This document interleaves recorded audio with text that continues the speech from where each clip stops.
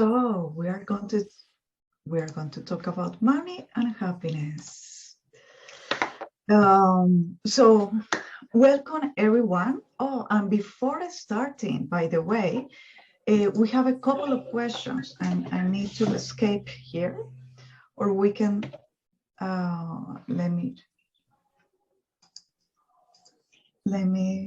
stop here. We have a couple of questions. We have a poll, and is how many of you consider that money IQ is important? And the second question is, how many of you consider that money EQ is essential? And when we talk about money EQ, are the emotions behind money?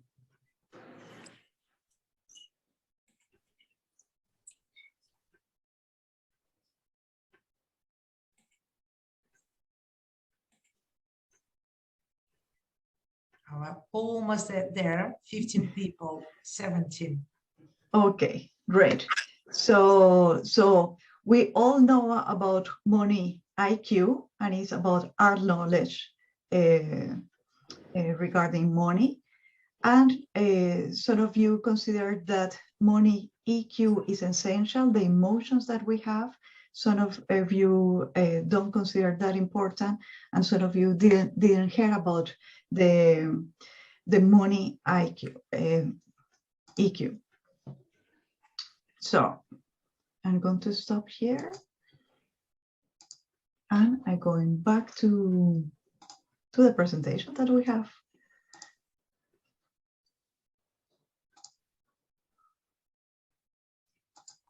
Okay. So thank you for taking the time to explore this topic about money and happiness and the emotions that are behind money.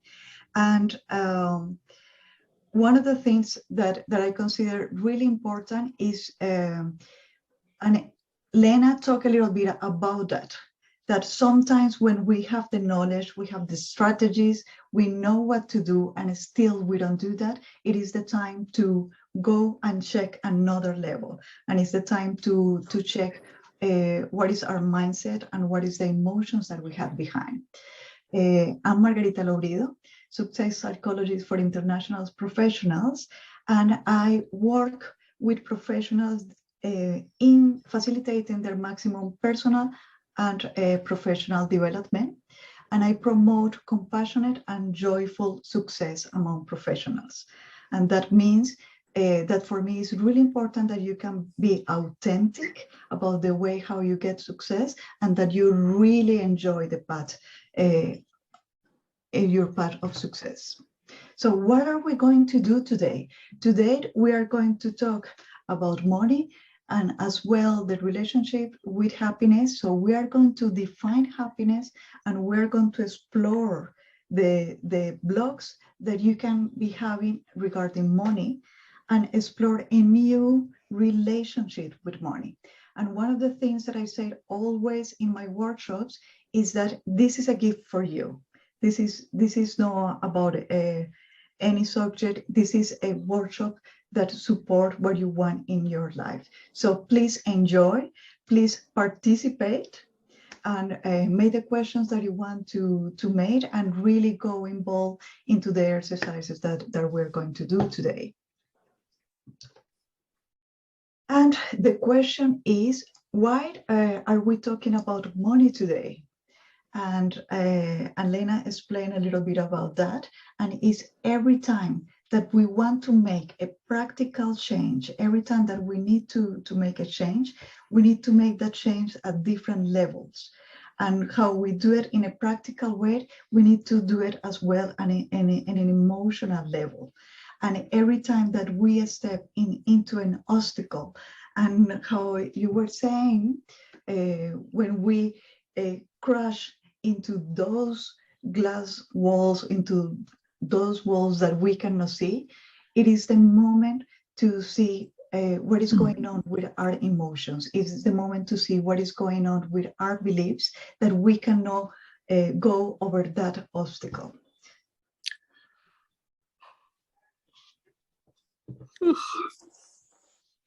So one of the concepts that we are going to explore today is happiness. And I have a question. What is happiness for you? If someone wants to open the microphone and tell us what is happiness for you.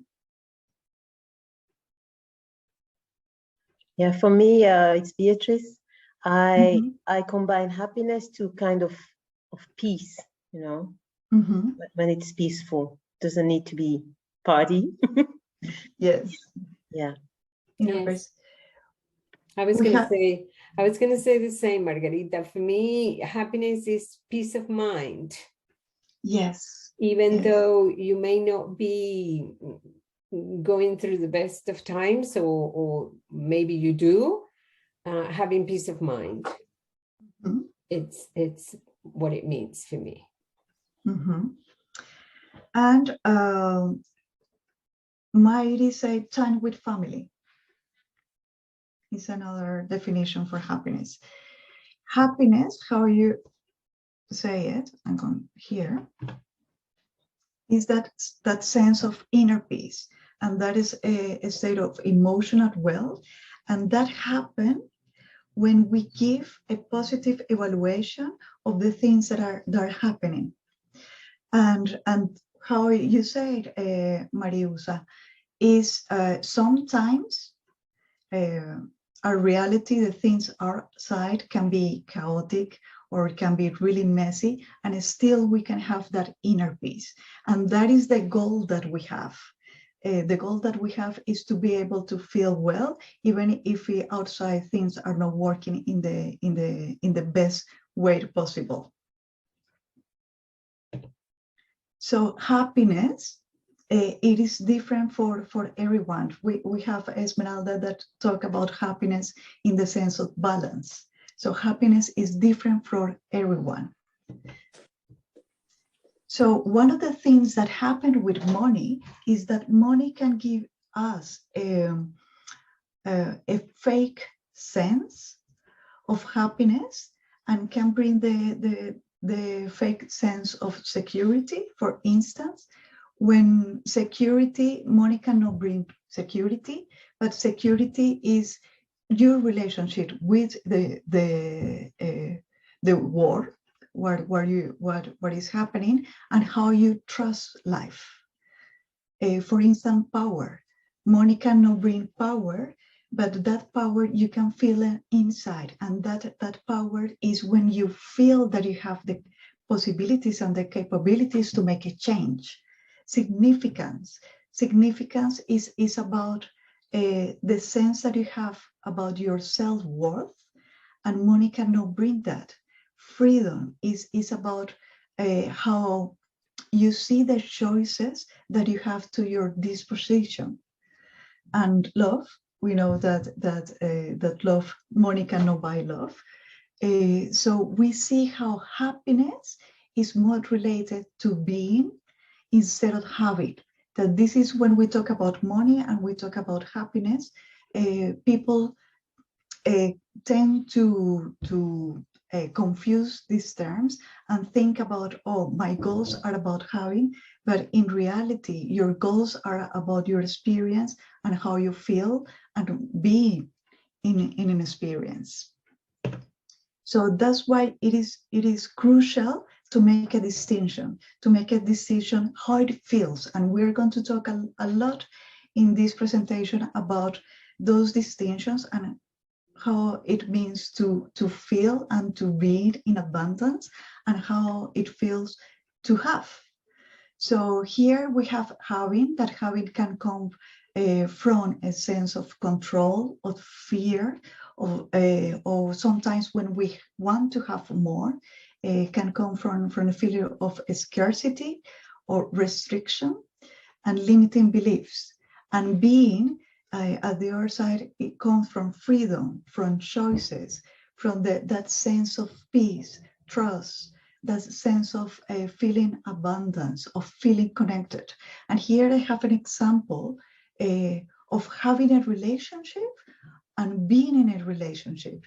You can have a relationship with someone And if the relationship is not working well, if you don't feel connected to that person, then you can be in a relationship, and maybe many of you have a bad relationship. You can be in a relationship, have that relationship, and feel that you're alone and feel more alone than ever. At the other side, you can be in a relationship and feel connected and feel that you don't need anything else. So these are the distinctions that we are going to be making about that feeling of abundance, or that feeling of in your relationship with money. And I have one example here, and I have the example of Paris Hilton.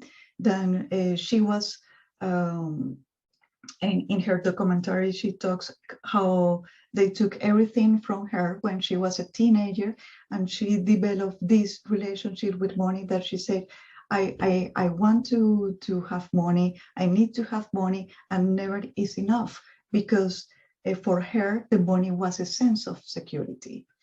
So even if she can have millions, still she feel that she is not safe. And one of the things that I see, I have another example here. One of the things that I see in my clients, I work with clients that arrive to the Netherlands, or the new country of residence, and I see clients that they're already for years in that country of residence, and how, for instance, they got everything that they wanted to get when they arrived to that country, and still they have that feeling of emptiness.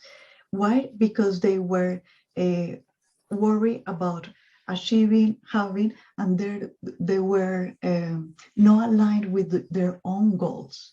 Those goals were not aligned with what they want to feel, the experiences that they want to have.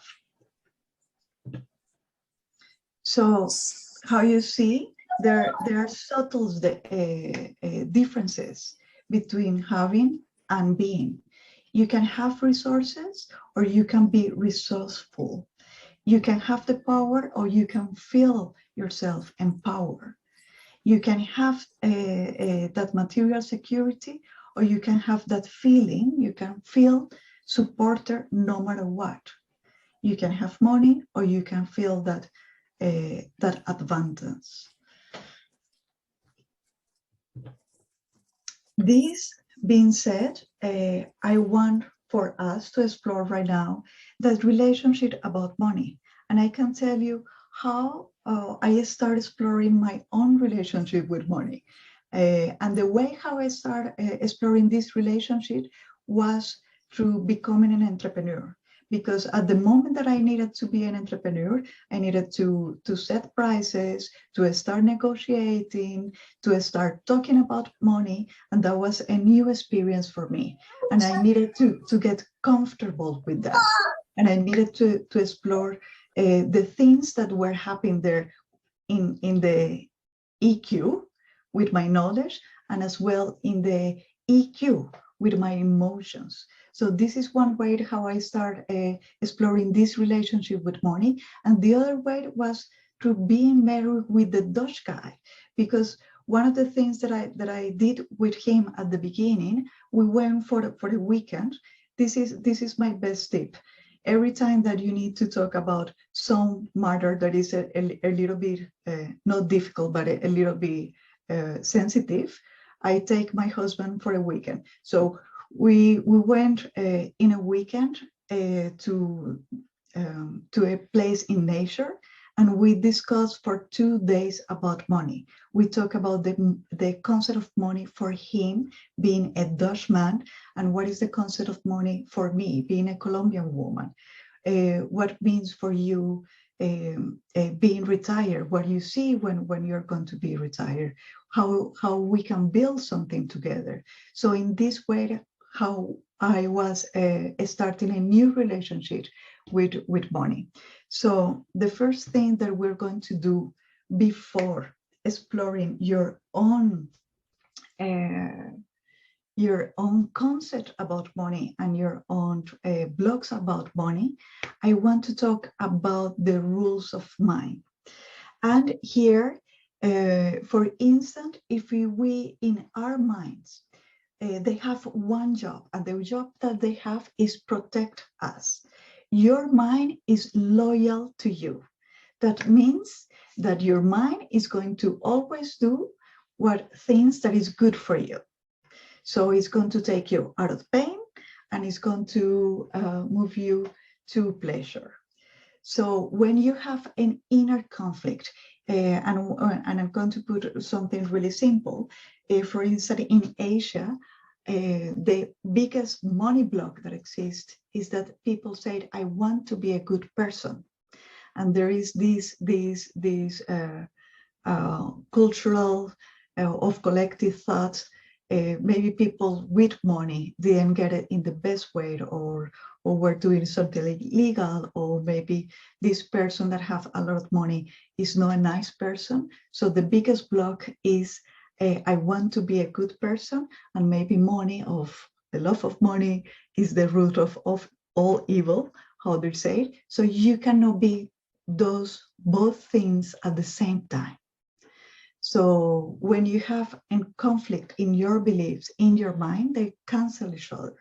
Another thing, where you put your focus on is what you get more. If you put your focus on scarcity, if you put your focus on the worry that you have about money, this is what is going to multiply for yourself.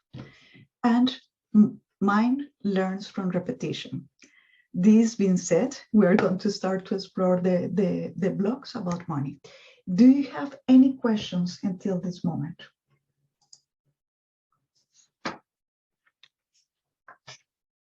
No? Okay. So,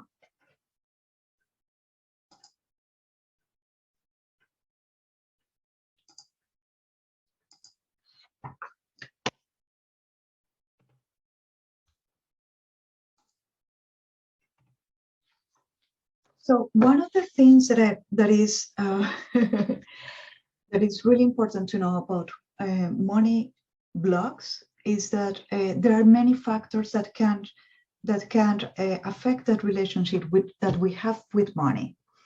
How I say it, can be cultural things, can be your low self-value. Sometimes you can see that as shyness, and then this is the way how you're going to approach money, and maybe you're going to have a low salary, limiting belief around money, and can be family trauma, past traumas, or worries. One of the things that is important to know about money blogs is that in some way they're sneaky. Yes, it is easy to detect a money blog that seems like, okay, money is the root of all evil, but there are money blogs that come in different ways. It can be fear of success, fear of growing, doubt, fear of numbers. One of the things that I see, for instance, is person that at school didn't have success at the school. They were bad students. They are really afraid of making a plan because they have that concept of themselves that I cannot do it. It's better if I do it without a plan, because that doesn't work for me. As well can be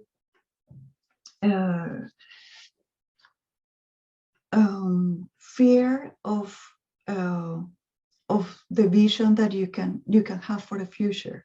I see people that say, I don't have a vision for the future. I cannot see that. As well, we have, and I'm trying to go back to all the blogs. I'm going, and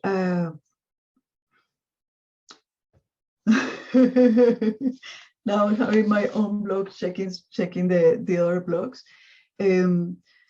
As well, I see people, for instance, that if they are in a family, and always what they hear is your brother was the best, is the best at school, or they hear, oh, your sister do alles good, why you don't do things like your sister, then they start developing this concept, oh, and always need to earn less than my brother, than my sister, I always need to be less. So money blocks are not that easy to see, and they're really sneaky and can be in many places. And the best way to explore money blocks is to see what is happening in your life, and where do you want to go, and what is happening that is stopping you at this moment.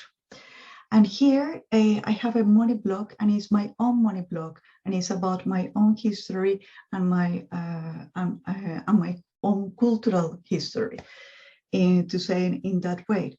And for me, and I discovered that a couple of years ago, that for me, money was equal danger, because I used to live in Colombia, in a city where drug cartels and as well where kidnapping was a business. So at the dinner table, we have conversations of what is going to happen if someone in the family is kidnapped. And I realized that being in this situation, one of the beliefs that I create, for instance, is money is dangerous. If you have money, you're in the risk of being kidnapped. If you have money, maybe someone is going to do something to take that money from you. So I have a list for you for some money blocks that you can explore. I have money blocks that look like what I say to you. If I have money, everyone will want something from me. Money can cause a lot of problems as a woman, and this is what Joanna was saying. It's more difficult to get rich. And a good giver, how many of us are a good giver, but not so well a good receiver? The investment world is complicated and hard to understand, and Lena can say more about this. I'm not a strong leader. I feel guilty if I made more money than my parents.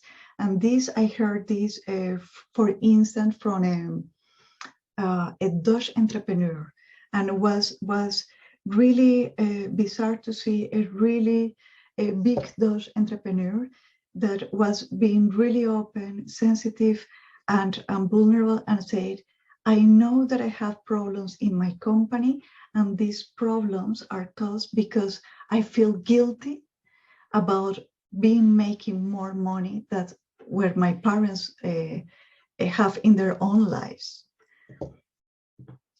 And as well, thinking that achieving my money goal will never happen. I cannot control my earning ability. I cannot stop shopping. And this happens in families where you have kids that receive a lot of sisters and a lot of brothers, and the smaller kids, the younger kids, get the clothes or get everything from the brothers and sisters secondhand. Then you see people that is shopping a lot because they want to have what they didn't have when they were a child. This is another block, and this is what I work a lot with my clients. Is nobody's going to pay to me to be myself. And here is when is the moment to talk and to work on your talents, and how you see that your talents is something that is going to make you outstanding. As well, what I said, my parents always stopped me or tell me no. I was told that my brother and my sister were always better than me. So I'm going to ask you right now, do you have any questions at this moment? No, okay. So I'm going to ask you right now to have pen and paper, and we're going to do one of the exercises. So Margarita, sorry, yes. I did have a question, very Yes. briefly. You mentioned when you were talking about the cultural negative concepts about money, one of the things that you mentioned was shyness.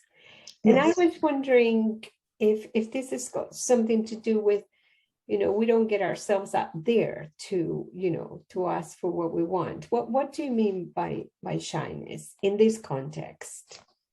In this context, you're in a good path, Maria Rosa. This is really about, do I deserve this? If we were talking about a job, about a salary, negotiating a salary, being shy about negotiating that salary, do I really deserve this? Sometimes, and when I work with internationals, 85% of internationals have an impostor syndrome. And that means that I don't feel that I deserve that. Even if everybody say to me, you are really good, I still don't own that success. I still don't own that accomplishment. Okay. Any other questions? Okay, so I'm going to ask you to have paper and pen. And Lena, I don't know if you can stop the recording. So in a moment, we're going to make an exercise and we're going to share our own. Yes, Lena, good that you remember that. So this is the exercise and we share. So how we are going to improve that relationship with money. And what is important is to live in a state of well-being. Being prosperous is to have a financial well-being. So what means for us to think about money and have that inner peace, and don't feel about the worry, don't feel this really heavy. When the first time that I did this exercise about money, I remember feeling in my body the weight of money is hard work. And I can feeling that in my shoulders. So how we are going to live without that pain or without those messages that are affecting our relationship with money. And here, what it is important is, it is important that you want where you want to have that you follow your desires, but more important is that you create the experience, that every goal that you are making in life is a goal based on experience. And I'm going to explain what means that. It means that, for instance, a couple of years ago, a friend was getting divorced and she was talking with me and she was saying, I want to have a new house in a year to be with my kids. And I say to her, do you want the house? Do you really want the house? I don't think that you want a new house.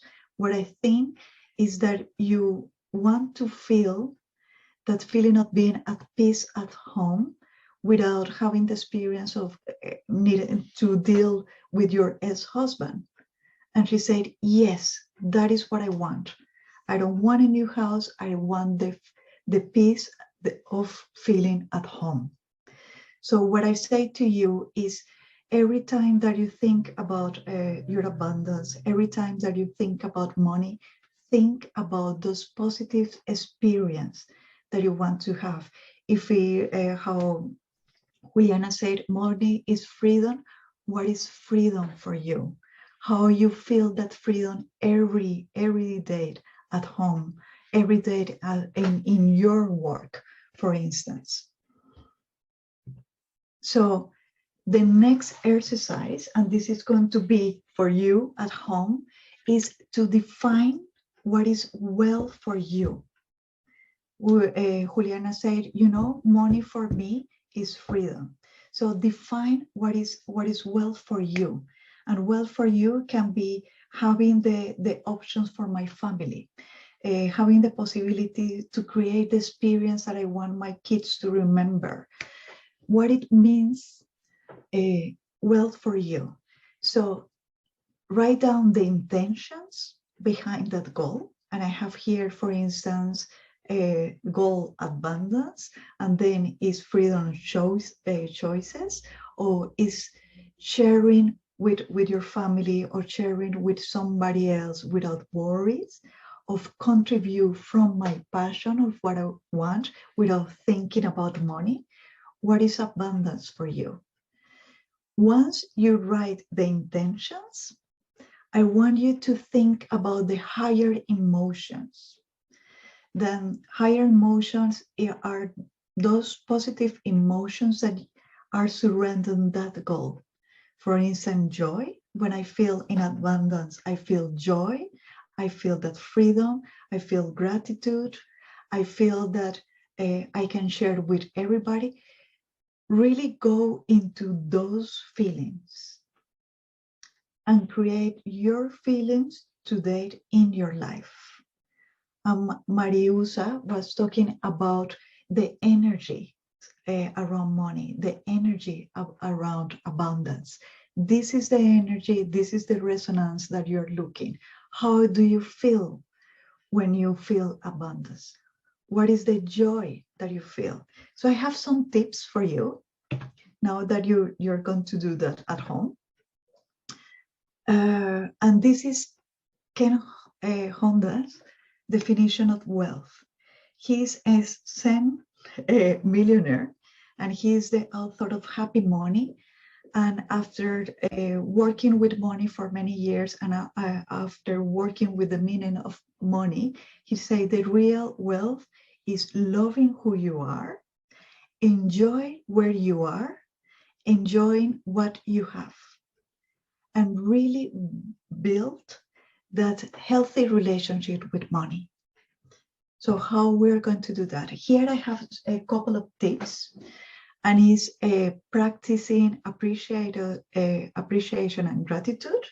And if you are here from PWM, in the book Ready for Female Leadership, if you have it, chapter 18, we talk about appreciation as a life hack. So you can find more about that. And there are several chapters about the relationship with money. Feel worth of it. This is really interesting, and this is a really beautiful exercise to do, is make random acts of kindness. And this is a little bit of crazy idea, but for instance, if you're in a supermarket and somebody is behind you, maybe you say, you know what, I'm going to pay for your groceries today. And can be little groceries, doesn't have to be something big, but the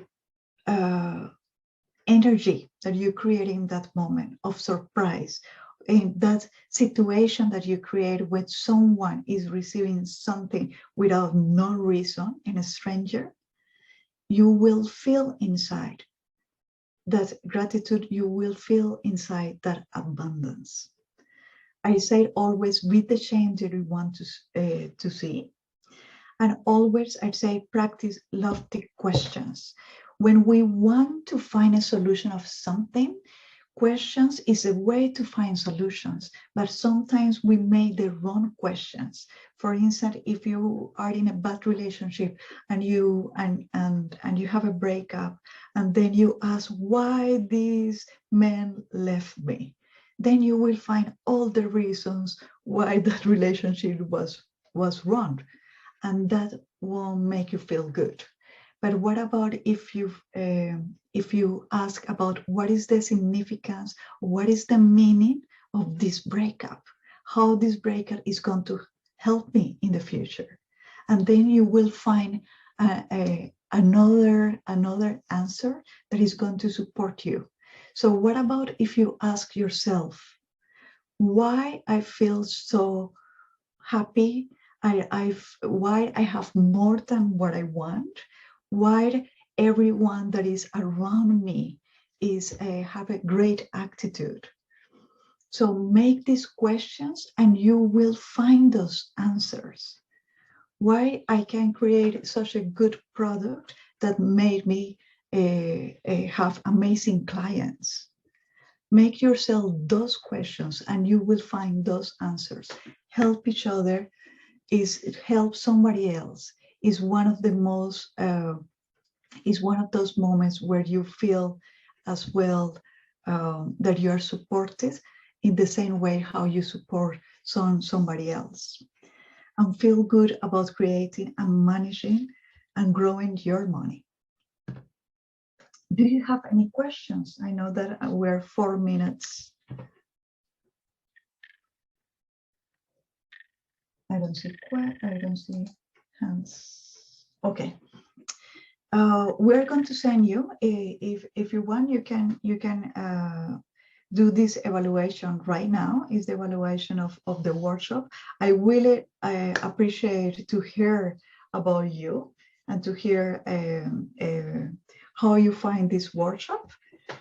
For the persons that want to hear more about my work, what I do, and to book a free clarity session to know how I can contribute to you, this is my email. And I know that Joanna have a question.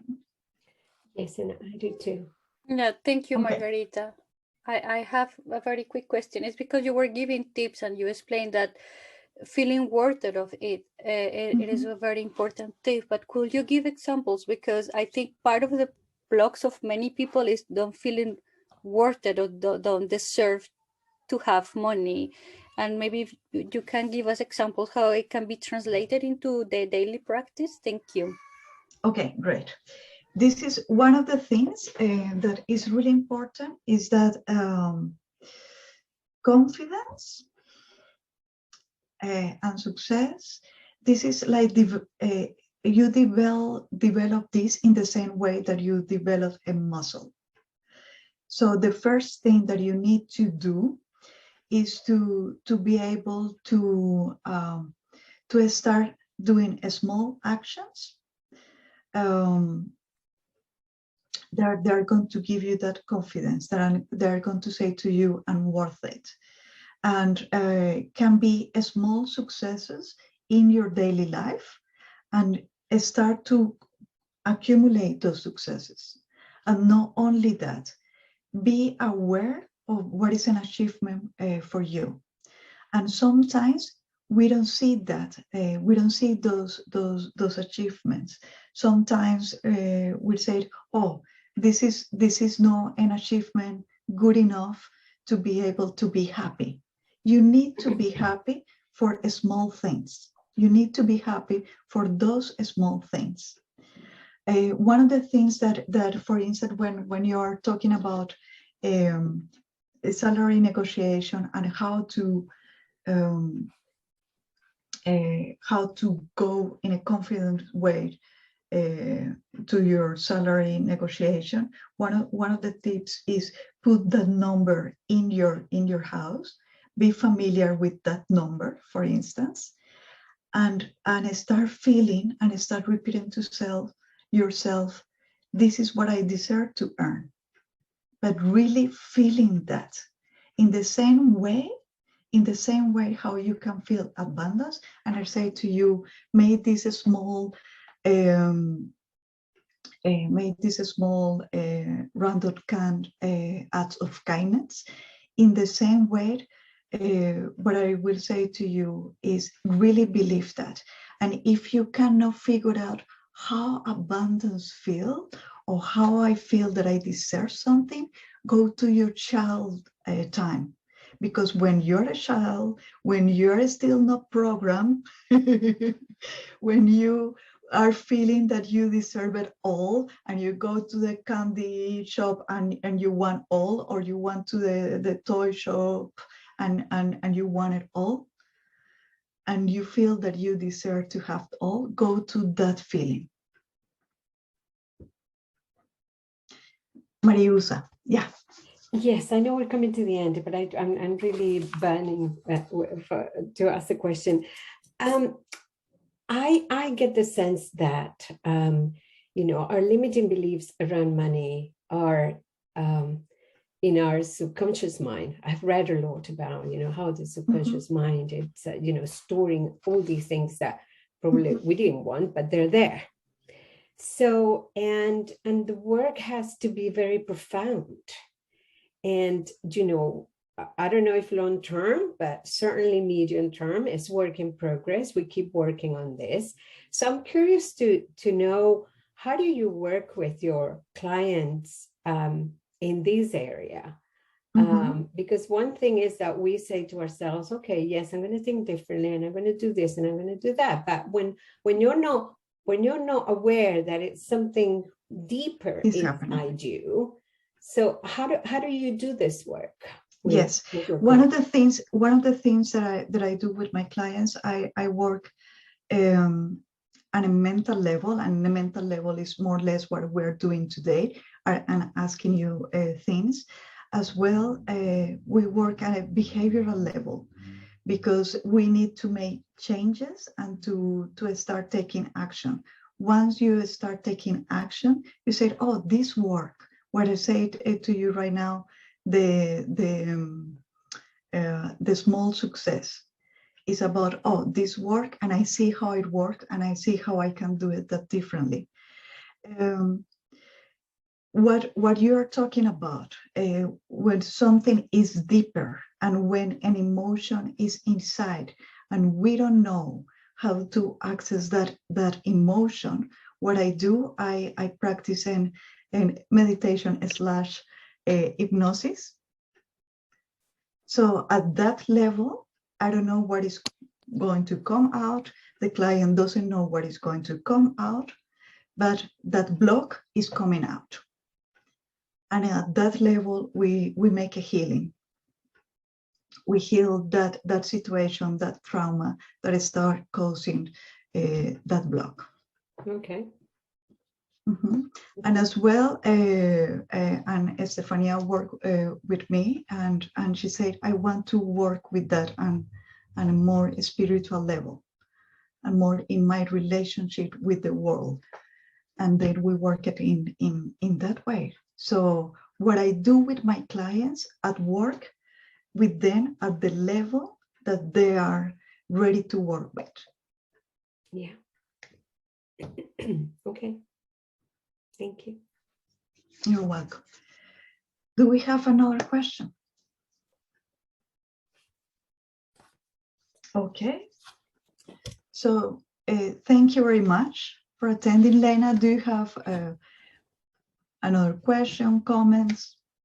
No, I think from all of us, I would like to thank you for a very insightful session. I think it was very interesting and we enjoyed it, and the exercise, I think, made us all think, and I personally will go back to it, and yeah, one thing I discovered, I couldn't describe the relationship my mother has with money, and I found it very curious, but I really, I don't know how to describe it. And yeah, in my relationship with money is more connected to my father, but my parents are divorced, and I never lived with my father really, so it's kind of very strange. So I have to dig there. So thank you very much. And Estefania have a question or a comment? Hello, Margarita. How are you doing? Super nice to see you, and super nice to see so many people joining your session. It was really insightful. And I just have a question for you. You more or less already know my situation. So I'm currently working remotely from Colombia with an international company, right? And sometimes what comes to me when salary negotiation comes and when we have the money talk with a company is that I'm earning in a different currency and I'm living in Colombia, right? So sometimes I tell myself this story that they might think that I'm asking for way too much money for the money that I need to live in this country. Because, the difference of the money you spend in, let's say, a European country like the Netherlands or Denmark, for instance, in the Nordics, might be different from the money that you need to have the same quality of life. to live in Colombia, for instance. But that doesn't mean that my work is not worth how much I'm asking for, right?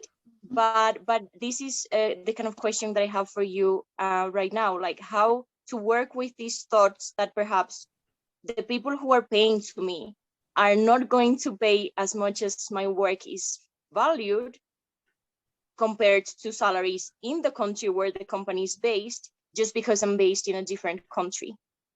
And thank you. You're welcome. This is a really nice question, and this is a question that we can all relate to this question. Why? Because this question is about is about an inner conflict, and is about maybe I'm good in the company, but I want to ask more, but what they think about it, and I'm going to be so. What reflects this question is the inner conflict. Once you resolve that inner conflict, they won't have problem. They won't have a problem to pay you what you ask, or you will find another job where you're going to get what you want to get. But the thing here is that it's an inner conflict. And it happened a lot. And this is what I was saying at the beginning. I need, at the moment that I needed to start my own company, I needed to correct that inner conflict, and I need to feel in peace asking for the prices that I want to ask. So everything that represents an inner conflict, we try to put it out. And we try to start a discussion with somebody else, but if it's not clear for us, the discussion won't go well. So the first step is what you really want to achieve, and think about what do you want to achieve without thinking about your past. When I say this, is that if you go to that discussion thinking, you know what, they're thinking that I'm in Colombia, and they're thinking about this, and that you're putting a lot of conditions there. In a way, you're putting conditions there that don't allow you to see a future that you want to see, and don't allow you to see the solution. So first, go into what do you want, without thinking about all those conditions, without all those rules. And when you have this clarity, then start talking about that with them.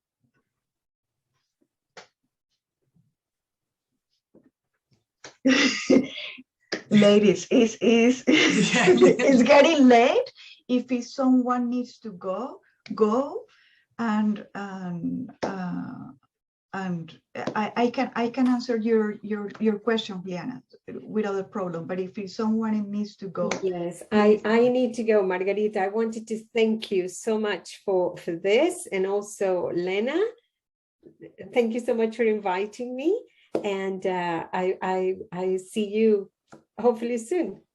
Yes. Bye to everyone. Goodbye. Bye. Thank you. Bye bye.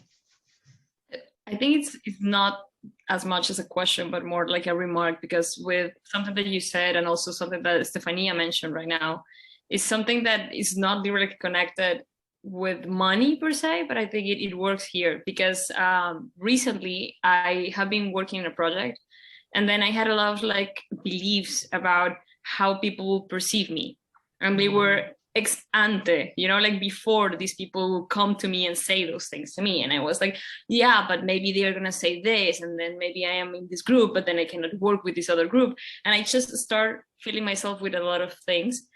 And then it was kind of like someone came in, a friend, and said, okay, Juliana, stop there, because maybe what you're doing is you're judging yourself before they do so. So give them the chance.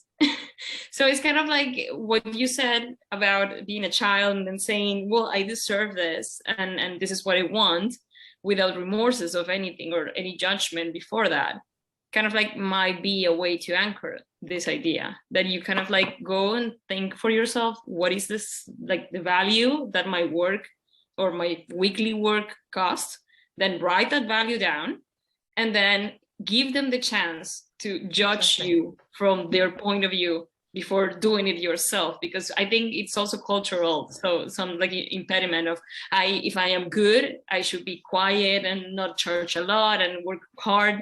So all those impediments might be the counterpart here, and that's maybe a hindrance to just being paid for you. Yes, and this is when I said what you're describing is exactly what I when I was talking that you can have the belief that you cannot be paid for be yourself. When you asking for what you want is being yourself. When you are expressing your ideas, you are being yourself. So this is a limiting belief, of course. So Lena, I think that is really interesting. And it's time to go. Thank you very much for being here. Thank you very much for sharing. And I hope that you're taking something to think about it. And I hope that you're taking a new motivation and inspiration to make a change. Thank you, everyone. Thank you, Margarita. Thank you. Bye-bye.